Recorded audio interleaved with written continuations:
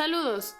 Si se encuentran cansados y enfermos de sentirse cansados y enfermos, acompáñenos a un nuevo capítulo de nuestro proyecto 99%, en donde con mi papá Ernesto aprenderemos juntos un nuevo tema relacionado con salud, nutrición y estilo de vida. 3, 2, 1, comenzamos. Bienvenidos.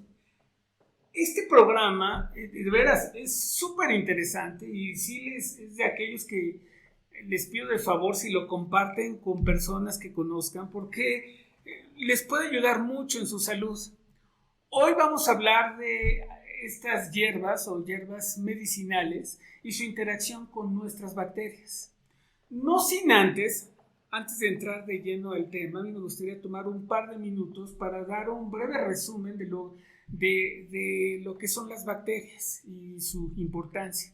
Para aquellos que ya han visto nuestros programas de ellas, aquí les dejo el vínculo que los puede llevar directamente a cuando finalice este resumen y entrar de lleno al tema de hoy.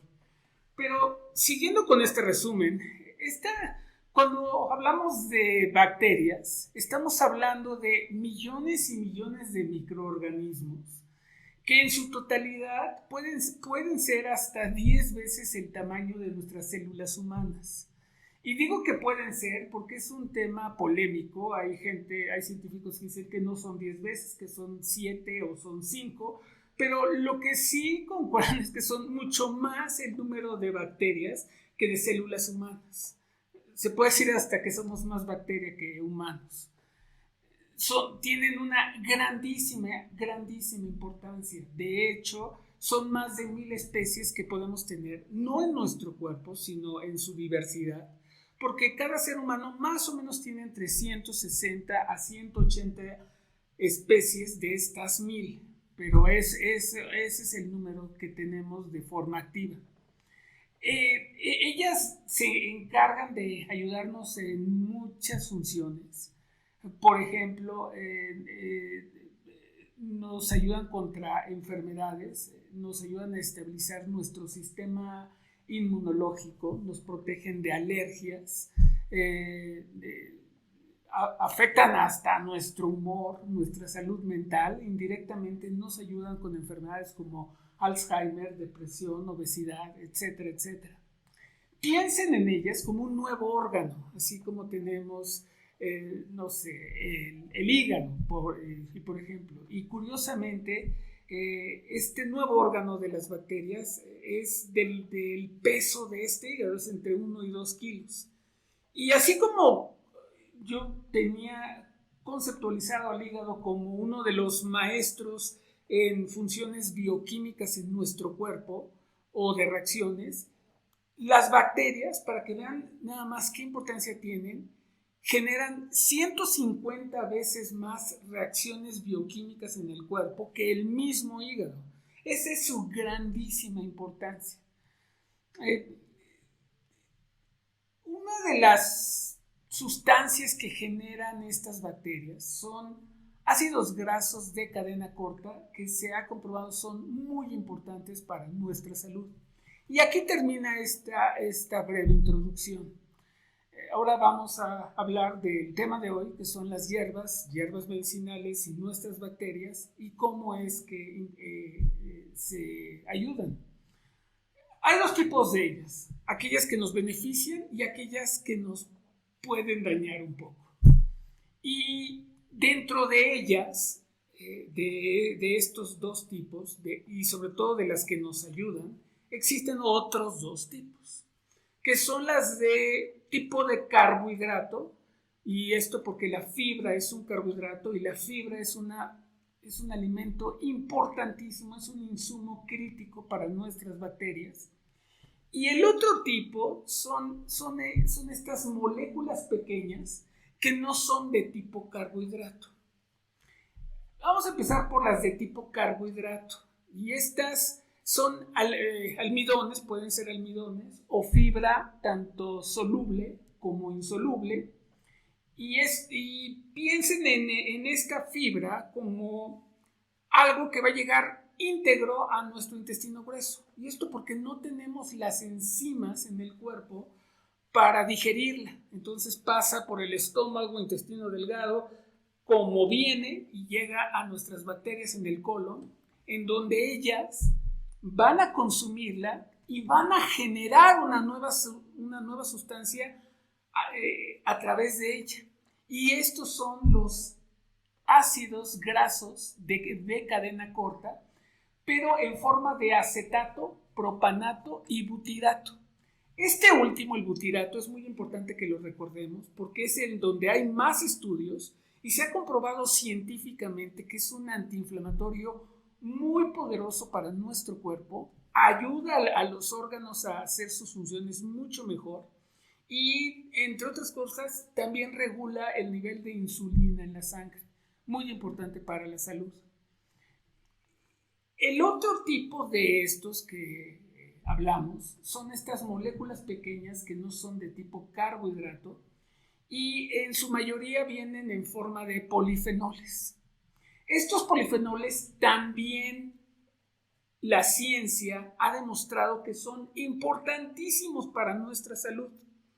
Pero de forma curiosa, el 95% de estos polifenoles llega también como la fibra íntegro a nuestro colon. Por su complejidad y su tamaño, tampoco lo reconocemos como la fibra y llega ahí para hacer sus funciones con nuestras bacterias. Pero aquí cambia la cosa. Estos polifenoles interactúan con cierto tipo de bacterias y les ayudan a estas bacterias a mejorarse, a ser más fuertes, a crecer. Y estas bacterias, a cambio, toman los polifenoles y los parten en pedazos más pequeños que pueden ser absorbidos por el cuerpo, ahora sí, y empezar a hacer todas sus funciones de salud. Lo que es súper importante que debemos de comprender es que sin estas bacterias, sin estos tipos específicos de bacterias, los polifenoles pudieran ser como el excremento, una cosa de desecho que pasa por el cuerpo y se va sin hacer todas estas funciones tan importantes de salud. Y estas bacterias específicas, entre otras, hay de tipo bacteroides y lactobacilos y otras que si no están presentes y si no están en ese rango de disponibilidad, los polifenoles no hacen nada. Por eso es tan importante, porque pudiéramos estar comiendo bien nuestros alimentos con polifenoles, pero no están haciendo nada en el cuerpo porque no tenemos ese balance o esas bacterias que los van a ayudar a generar todas estas funciones de salud. Y ese es el tema importante, porque en un análisis fecal yo puedo tener estas bacterias perfectamente bien, pero otra persona no. Y eso es muy común y no nos damos cuenta. Entonces nos pudiéramos estar engañando de estar alimentándonos bien y no obtener todos los beneficios de todos estos nutrientes. Eso es importantísimo y esto genera individualidad en cómo metabolizamos toda esta comida, todos estos alimentos. De hecho, vamos a poner como un ejemplo, ¿qué pasa con el ginseng? Y vamos a tomar el ginseng Panax, o se le conoce como ginseng coreano.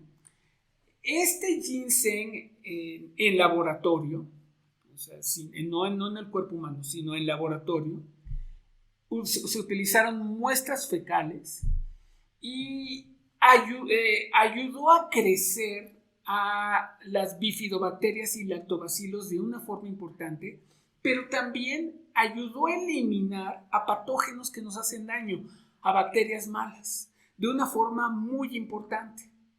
Ya en nuestro cuerpo, el ginseng tiene algunos compuestos en el ginseng, que cuando entran en contacto con nuestras bacterias, las bacterias las convierten en otros compuestos que no tiene el ginseng de forma natural. Estos compuestos, entre otros, son de tipo K, otro que se llama RH1 y el F1. Estos compuestos, como se los dije, no están en el ginseng, pero aparecen en nuestro torrente sanguíneo cuando comemos el ginseng. Y lo importante de estos compuestos que les dije de tipo K, RH1 y F1, es que estos son los que la ciencia ha demostrado que hacen todos los efectos de salud. Entonces son importantísimos. Pero imagínense una persona que no tiene bacterias lactobacilos o bifidobacteroides, no puede generar estas sustancias y el ginseng va a pasar como de lleno, o sea, como un barco y se va a ir y no va a hacer ningún efecto de salud. Eso está pasando hoy cuando no tenemos ese balance positivo que puede ser también muy común. También la ciencia ha demostrado que no solamente es tomar estas hierbas, sino la cantidad como las comemos, así como cómo las preparamos. No es lo mismo en agua que en alcohol o crudas, entonces tenemos que tener ese cuidado, que eso no lo va a poder dar un nutriólogo o nuestra aplicación que está por salir en poco tiempo. Ella sí calcula cuáles son la interacción que necesitamos, etcétera, etcétera. Ahí se acaba el comercial de la aplicación. Pero para terminar, la ciencia también ha detectado algunas hierbas o suplementos que son muy dañinos para nuestras bacterias. Y hemos hablado de que los antibióticos es el peor enemigo de las bacterias. Pero hay un antibiótico que se le conoce como clindamicina, y este es el peor de ellos. Bueno, hay un suplemento que es todavía peor que este antibiótico. Y este suplemento se le conoce como extracto de semilla de toronja, o en inglés grapefruit seed extract. Y ya se detectó que es un agente microbiótico de amplio espectro que fulmina a nuestra bacteria. Entonces, tengan mucho cuidado con este suplemento que hoy se vende en tiendas naturistas y aparte se piensa que es completamente natural cuando no lo es. Y platiquen con su doctor de esto.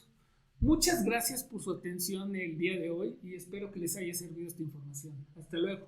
Agradecemos su atención. Recuerden que nuestros contenidos, aunque han sido verificados por expertos, solo tienen como objetivo educar, nunca tomar el lugar de su doctor. Consulten con ellos antes de ponerlos en práctica. Antes de despedirnos, les queremos pedir un favor.